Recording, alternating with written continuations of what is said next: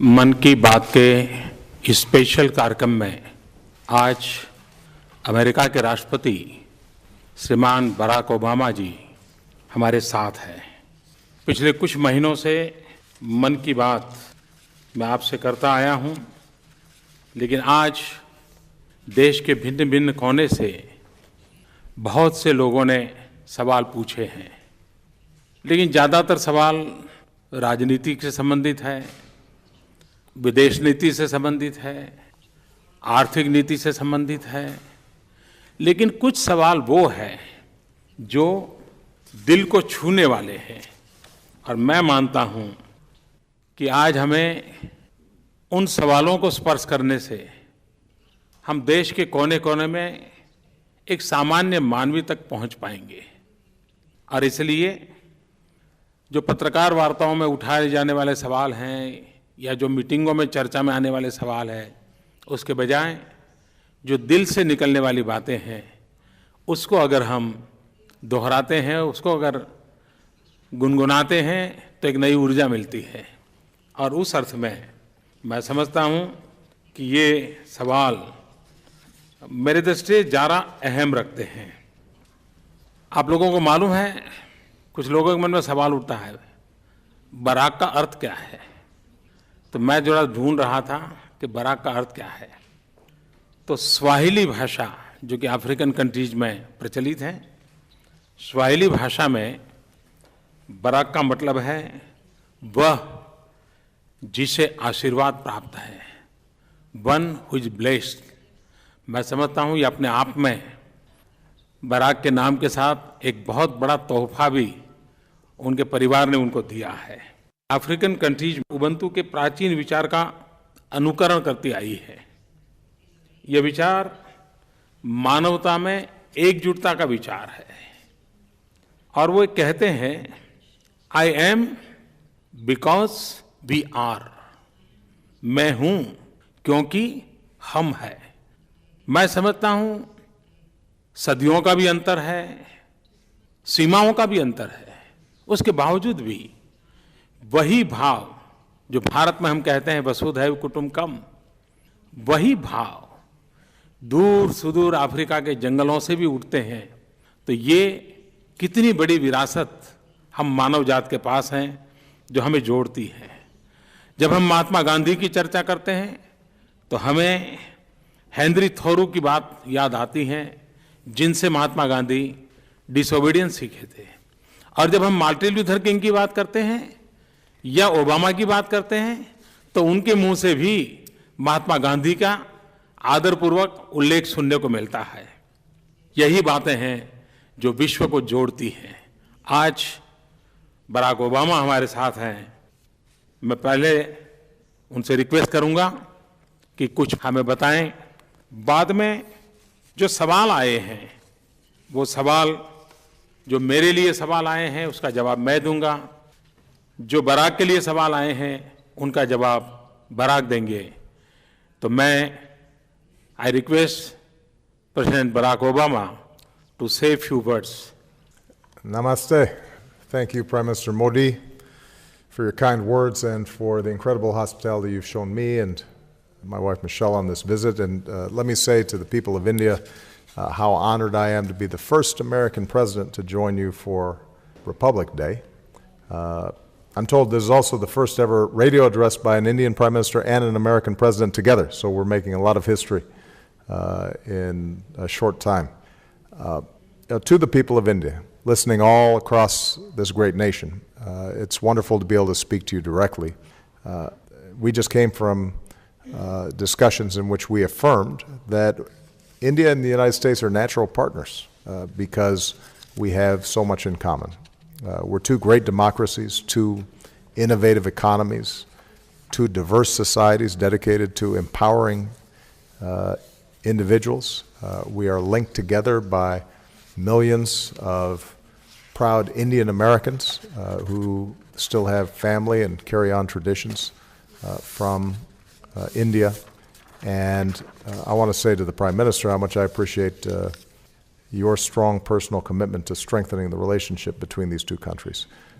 People are very excited in the United States about the energy that Prime Minister Modi is bringing to efforts in this country to reduce extreme poverty and lift people up, to empower women, to provide access to electricity and clean energy, and invest in infrastructure and the education system.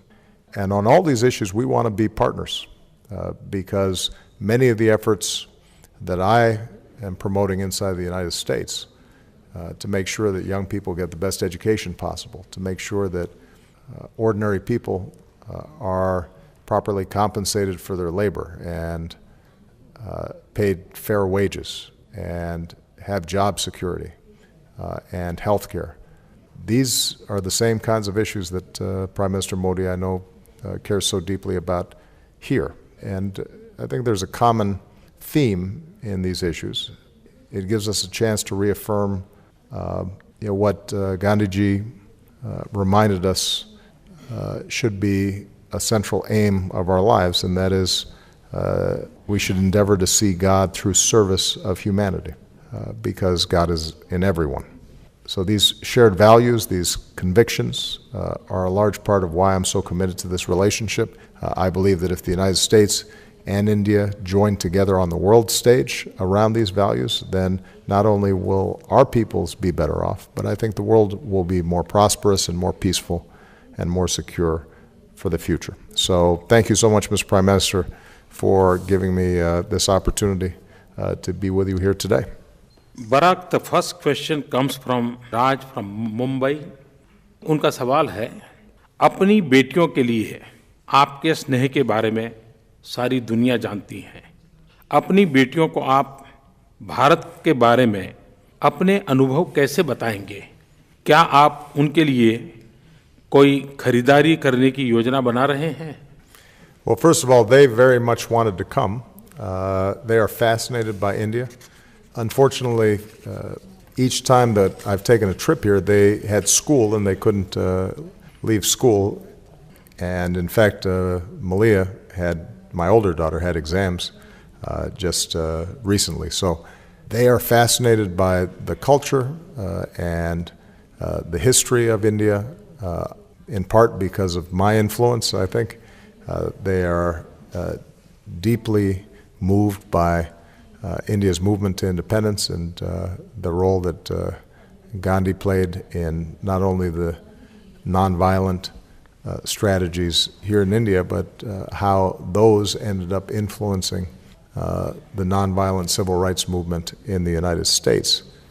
So when I go back, I'm going to tell them that India is as magnificent as they imagined, and I am quite sure they're going to have to that they're going to insist that I bring them back the next time I visit. It may not be during my presidency, but afterwards they'll definitely want to come and visit. And I will definitely do some shopping for them, although I can't go to the stores myself, so I have to have my team do the shopping for me. And I'll get some advice from Michelle because she probably has a better sense of what they would like. Barack ने कहा कि वो बेटियों को लेकर आएंगे। मेरा आपको निमंत्रण है, राष्ट्रपति के कार्यकाल में भी आएँ या राष्ट्रपति कार्यकाल के बाद आएँ, भारत आपका और आपकी बेटियों का स्वागत करने के लिए उत्सुक हैं। मुझे एक सवाल पुणे से सानिका दीवान जी ने पूछा है, महाराष्ट्र पुणे से। उन्होंने मुझे पूछा है कि आपने बेटी बचाओ बेटी पढ़ाओ मिशन शुरू किया है, क्या उसमें भी आपने अमेरिका के प्रेसिडेंट ओबामा की मदद मांगी है क्या? सानिका, आपने अच्छा सवाल पूछा है। भारत में सेक्स रेशियो के कारण एक बहुत बड़ी चिंता सता रही है।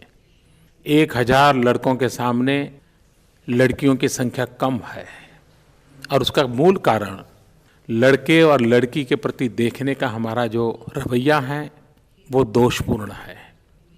प्रेसिडेंट ओबामा से मैं मदद मांगूं या न मांगूं, उनका जीवन ही अपने आप में एक प्रेरणा है।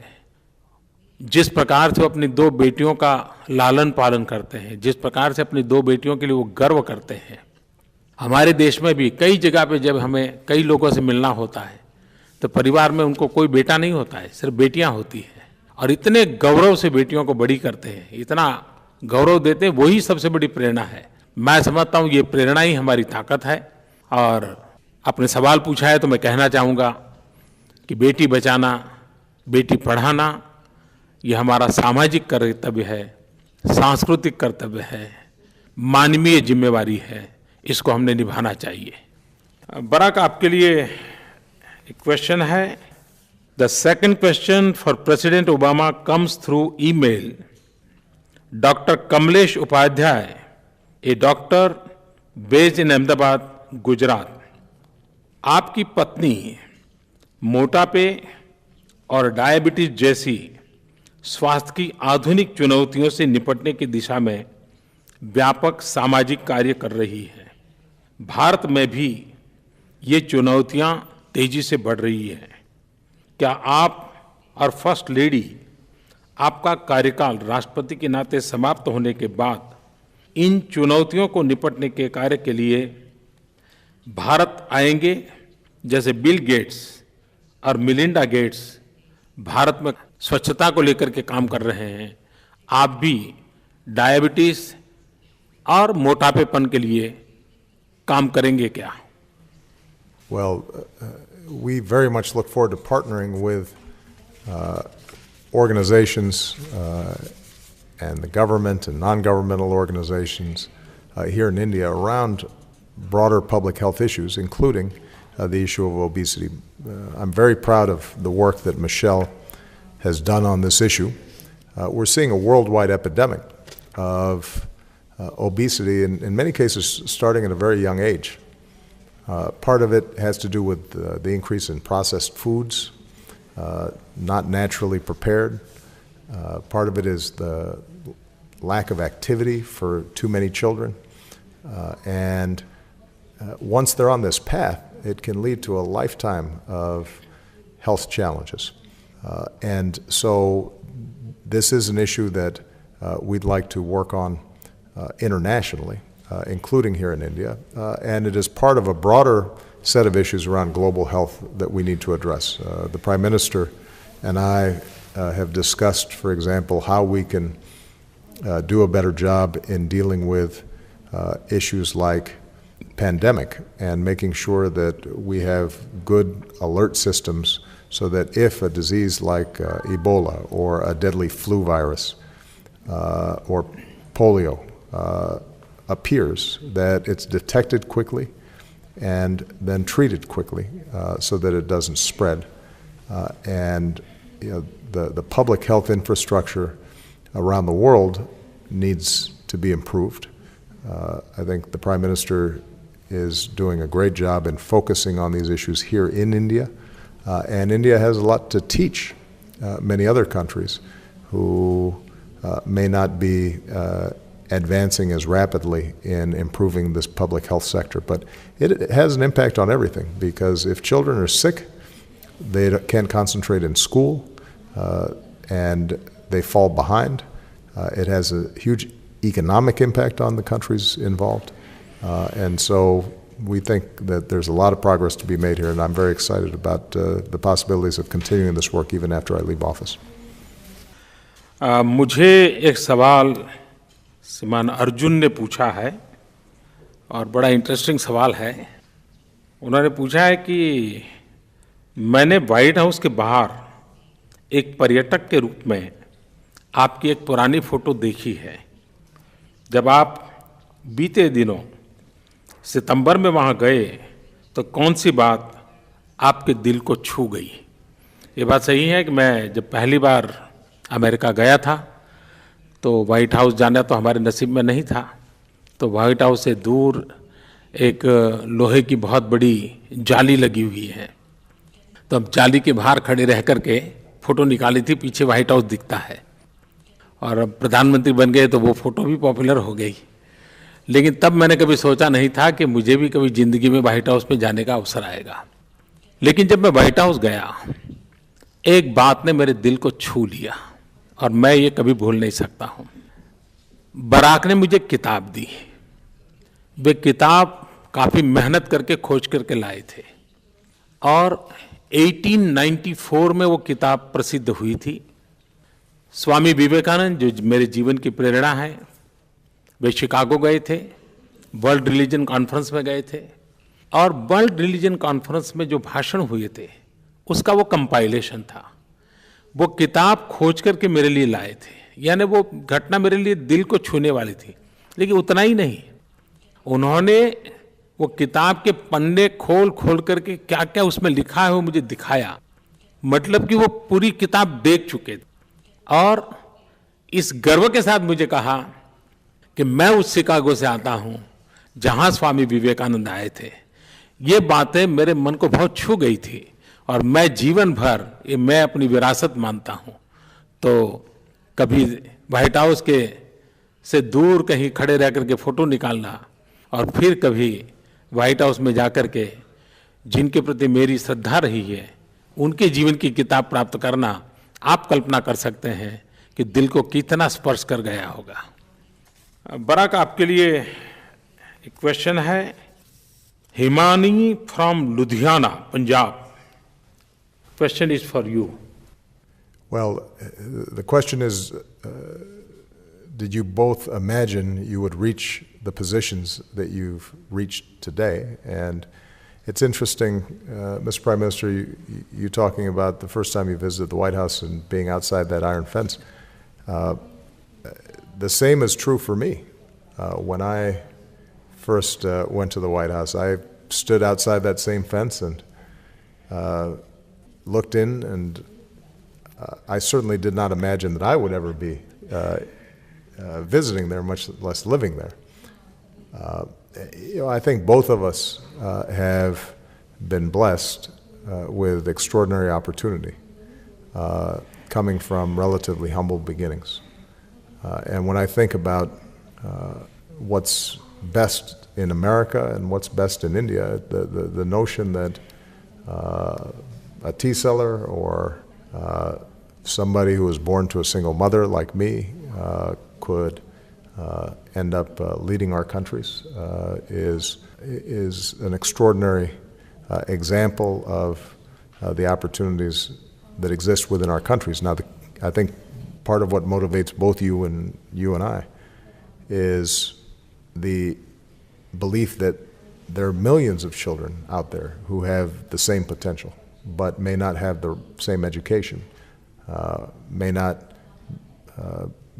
be getting exposed to opportunities in the same way. And so part of our job, part of government's job, is that young people who have talent and who have drive and are willing to work for it are able to succeed. And that's why emphasizing school, higher education, making sure that children are healthy, and making sure those opportunities are available to children of all backgrounds, girls and boys, people of all religious faiths and all races in the United States, is so important, because you never know who might be the next Prime Minister of India or who might be the next President of the United States. They might not always look the part right off the bat, and they might just surprise you if you give them a chance. Thank you Barack. ये सवाल हिमानी लुधियाना पंजाब से मुझे भी पूछा है कि क्या आपने कभी इस पद पर पहुंचेंगे, इसकी कल्पना की थी? जी नहीं, कभी कल्पना नहीं की थी, क्योंकि मैं तो जैसे बराक ने बताया बहुत ही सामान्य परिवार से आता हूं। लेकिन मैं बहुत लंबे अरसे से सबको ये कहता आया हूं कि कुछ भी बनने के सपने कभी मत देखो। अगर सपने देखने हैं तो कुछ करने के देखो। जब कुछ करते हैं तो संतोष भी मिलता है और नया करने की प्रेरणा भी मिलती है। सिर्फ बनने के सपने देखते हैं और नहीं बन पाते हैं तो सिवाय निराशा कुछ हाथ नहीं लगता है। और इसलिए मैंने जीवन में कभी कुछ भी बनने का सपना देखा नहीं था। आज भी कुछ बनने के सपने दिमाग में है ही नहीं, लेकिन कुछ करने के जरूर हैं। और भारत माता की सेवा करना, 125 करोड़ देशवासियों की सेवा करना, इससे बड़ा सपना क्या हो सकता है? वो ही करना है। मैं हिमानी का बहुत आभारी हूं। एक क्वेश्चन है बराक के लिए from Om Prakash. Om Prakash is studying Sanskrit at JNU. He belongs to Jhunjhunu, Rajasthan. Om Prakash is a convener of Special Center for Sanskrit Studies in JNU. Well, this is a very interesting question. His question is, the youth of the new generation is a global citizen. He's not limited by time or boundaries. In such a situation, what should be the approach by our leadership, governments, as well as societies at large? And I think this is a very important question. You know, when I look at this generation that's coming up, they're exposed to the world in ways that you and I could hardly imagine. They have the world at their fingertips, literally. They can, using their mobile phone, get information and images from all around the world. And that's extraordinarily powerful. And what that means, I think, is that governments and leaders cannot simply try to govern or rule by a top-down strategy, but rather have to reach out to people in an inclusive way and an open way and a transparent way, and engage in a dialogue with citizens about the direction of their country. And you know, one of the great things about India and the United States is we're both open societies, and we have confidence and faith that when citizens have information and there's a vigorous debate, that over time, even though sometimes democracy is frustrating, the best decisions and the most stable societies emerge, and the most prosperous societies emerge, and new ideas are constantly being exchanged. And technology today, I think, facilitates that not just within countries, but across countries. And so I have much greater faith in India and the United States, countries that are open information societies, in being able to succeed and thrive in this new information age, than closed societies that try to control the information that citizens receive. Because ultimately, that's no longer possible. Information will flow inevitably, one way or the other, and we want to make sure that we're fostering a healthy debate and a good conversation between all peoples. जो सवाल Barack को पूछा गया है, ओम प्रकाश चाहते हैं कि मैं भी उस विषय में कुछ कहूं। बहुत ही अच्छा जवाब बराक ने दिया है, बड़ा इंस्पायरिंग है। मैं इतना ही कहूँगा कि एक ज़माने में खास करके कम्युनिस्ट विचारधारा से प्रेरित लोग थे, वे दुनिया में एक आह्वान करते थे और वो कहते थे, workers of the world unite, दुनिया के मजदूर एक हो जाओ। ऐसा एक नारा कई दशक तक चलता रहा था। मैं समझता हूँ आज की जो युवा की शक्ति है, आज की युवा की जो पहुँच है, इसको देखते हुए मैं यही कहूँगा कि यूथ यूनाइट द वर्ल्ड, युवकों दुनिया को एक करो। मैं समझता हूँ उनमें ये ताकत है और वे कर सकते हैं। अगला सवाल है सीए पिकाशु मुथा, ये मुंबई से पूछ रहे हैं और उन्होंने मुझे पूछा है, आप किस अमेरिकन नेता से इंस्पायर्ड है? वैसे जब छोटे थे तो कैनेडी की फ़ोटो दिखा करते थे हिंदुस्तान के अखबारों में, बड़ी इम्प्रेसिव थी उनकी पर्सनालिटी। लेकिन आपका सवाल है किसने इंस्पायर किया? मुझे बचपन में पढ़ने का शौक़ था और मुझे बेंजामिन फ्रैंकलिन का जीवन चरित्र पढ़ने का अवसर मिला था। 1700 साल की समय काल उनका, और वो अमेरिका के राष्ट्रपति नहीं थे, लेकिन वो जीवन चरित्र इतना प्रेरक है।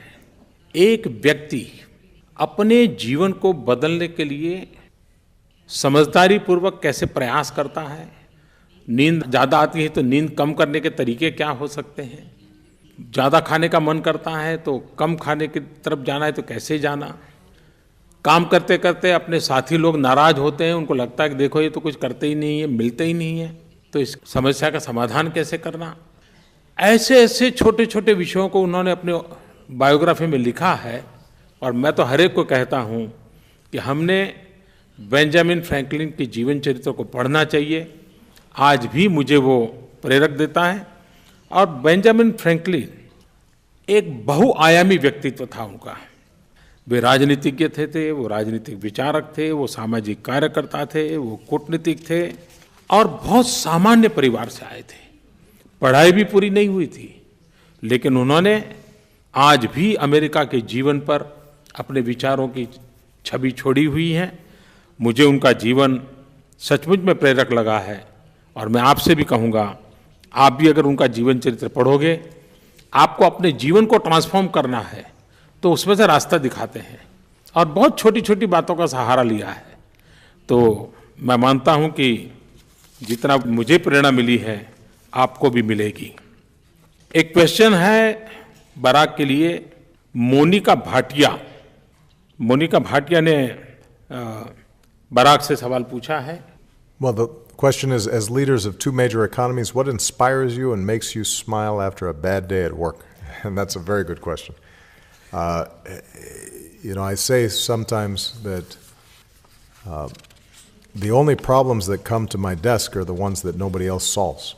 If they were easy questions, then somebody else would have solved them before they reached me. So there are days when it's tough and frustrating, and that's true in foreign affairs, that's true in domestic affairs. But I tell you what inspires me, and I don't know, Ms. Prime Minister, if you share this view. Almost every day I meet somebody who tells me, you made a difference in my life. So they'll say, the healthcare law that you passed saved my child who didn't have health insurance, and they were able to get an examination from a physician, and they caught an early tumor, and now he's doing fine.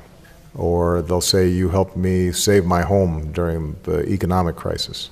Or they'll say, I couldn't afford college, and the program you set up has allowed me to go to the university. And sometimes they're thanking you for things that you did 4 or 5 years ago.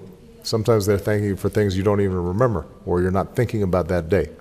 But it's a reminder of what you said earlier, which is if you focus on getting things done as opposed to just occupying an office or maintaining power, then the satisfaction that you get is unmatched. And the good thing about service is that anybody can do it. If you're helping somebody else, the satisfaction that you can get from that, I think, exceeds anything else that you can do. And that's usually what makes me inspired to do more and helps get through the challenges and difficulties that we all have. Because obviously we're not the only people with bad days at work. I think everybody knows what it's like to have a bad day at work. You just have to keep on working through it. Eventually, you'll make a difference. सचमुच में Barack ने मन की बात कही है कि हम भी भले किसी पद पर क्यों ना हो, हम भी इंसान हैं। ऐसी छोटी छोटी चीज़ें हमें प्रेरणा देती हैं। मेरा भी मन करता है मैं एक घटना मेरे अपने जीवन की बताऊं। मैं जीवन में बहुत वर्षों तक एक प्रकार से परिव्राजक रहा। लोगों के घर में मुझे खाना मिलता था, कोई जो बुलाता था वो मुझे खिलाता था। एक बार एक परिवार मुझे बार बार कहता था कि आप मेरे घर खाना खाने आइए, लेकिन मैं जाता नहीं था। इसलिए नहीं जाता था कि वो बहुत गरीब परिवार था, और मुझे लगता था कि मेरा उनके यहाँ भोजन के लिए जाऊँगा, उन पर बोझ बन जाऊँगा। लेकिन उनका प्यार उतना था, उनका आग्रह इनका था कि आखिरकार मुझे झुकना पड़ा। अब मैं उनके घर भोजन के लिए गया। जब भोजन के लिए हम बैठे, बहुत छोटी सी झोपड़ी जैसी जगह थी, तो उन्होंने मुझे बाजरे की रोटी और दूध दिया। तो उनका छोटा बच्चा उस दूध की ओर देख रहा था। ऐसा लगा कि जैसे इस बच्चे ने कभी दूध देखा नहीं है। तो मैंने तुरंत वो दूध का कटोरा उस बच्चे को दे दिया, और उसने तुरंत पल दो पल में उसको पी लिया। उसके घर के लोग बहुत नाराज हो गए कि इसने दूध क्यों पी लिया। और मैंने अनुभव किया कि उस बच्चे ने शायद माँ के दूध के सिवाय कभी भी दूध पिया नहीं होगा, और मुझे अच्छा खिलाने के इरादे से वो दूध ले आए थे। इस बात ने मुझे इतनी प्रेरणा दी कि गरीब झुग्गी झोपड़ी में रहने वाला व्यक्ति मेरे लिए इतनी चिंता करता है, तो मुझे अपना जीवन ऐसे लोगों के लिए लगा देना चाहिए। तो यही बातें हैं जो प्रेरणा देती हैं। और बराक ने भी बहुत ही एक सामान्य मन को क्या क्या लगता है हमारे सामने बताया है। मैं बराक का बहुत आभारी हूं कि उन्होंने इतना समय दिया, और मन की बात सुनने के लिए मैं देशवासियों का भी आभारी हूं। मैं जानता हूं कि भारत में रेडियो हर घर पहुंचा हुआ है, हर गली पहुंचा हुआ है, और ये रेडियो मन की बात, स्पेशल मन की बात, ये आवाज़ हमेशा हमेशा गूंजती रहेगी। मुझे एक विचार आया है, मैं आपके सामने रखता हूं। मेरी और बराक के बीच आज जो बात हुई है, इसकी एक ई बुक निकाली जाए। मैं चाहता हूं कि जो मन की बात को ऑर्गेनाइज करते हैं ई बुक निकालें, और मैं आपसे भी कहता हूं कि आप जो श्रोताओं ने ये मन की बात सुनी है, तो आप भी जरूर इसमें पार्टिसिपेट कीजिए, और उसमें से जो बेस्ट 100 विचार मिलेंगे उसको भी मेरी और बराक की इस किताब के साथ हम जोड़ेंगे और एक ई बुक निकालेंगे।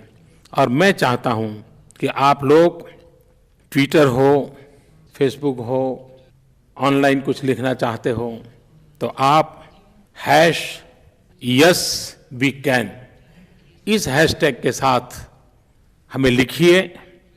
Eliminate poverty, yes we can. Quality health care to all, yes we can. Youth empowered with education, yes we can. Jobs for all, yes we can. Global peace and progress, yes we can.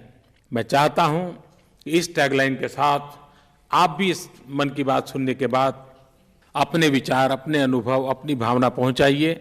उसमें से जो best 100 होगी उसको हम select करेंगे, और मैंने और बराक ने जो बातें की हैं उसकी किताब में उसको भी जोड़ देंगे। और मैं मानता हूं सच में ये हम सबके मन की बात बन जाएगी। फिर एक बार बराक का बहुत बहुत आभार, आप सबका भी बहुत बहुत आभार। और 26 जनवरी के इस पावन पर्व पर बराक के यहाँ आना मेरे लिए गर्व की बात है, देश के लिए गर्व की बात है। बहुत बहुत धन्यवाद।